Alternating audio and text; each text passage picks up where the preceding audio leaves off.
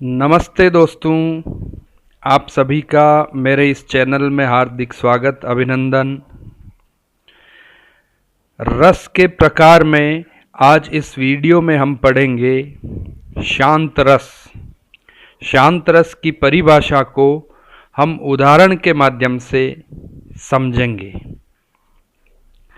दोस्तों, शांत रस एक ऐसा रस है जिससे हमारे मन को, हमारे हृदय को शांति मिलती है। शांत रस की परिभाषा की बात करते हैं हम सबसे पहले। संसार और जीवन की नश्वरता का बोध होने से चित्त में, मन में एक प्रकार का विराग उत्पन्न होता है और इसके फलस्वरूप मनुष्य भौतिक तथा लौकिक वस्तुओं के प्रति उदासीन हो जाता है। इसी को निर्वेद कहते हैं, जो विभाव, अनुभाव और संचारी भावों से पुष्ट होकर शांत रस में परिणित हो जाता है। दोस्तों, अभिनव गुप्त ने शांत रस को सभी रसों में से सर्वश्रेष्ठ रस माना है।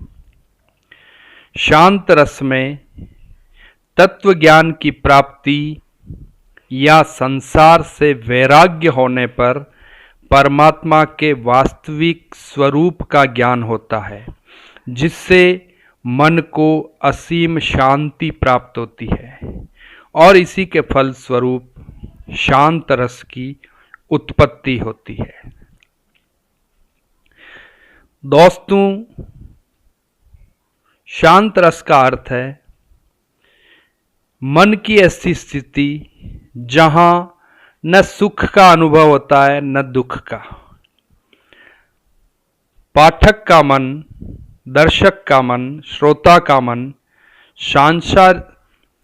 संसार के कार्यों से, सांसारिक कार्यों से मुक्त हो जाता है और मनुष्य वैराग्य प्राप्त कर लेता है।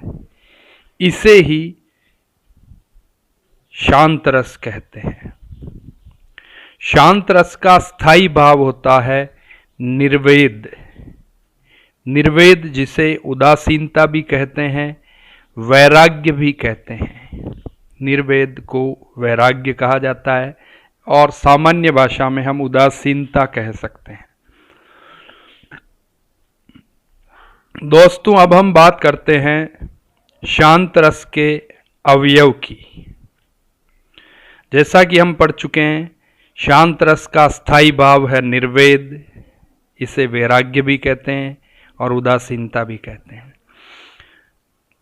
शांत रस का आलंबन विभाव, परमात्मा का चिंतन, संसार से विरक्ति, संसार की क्षणभंगुरता।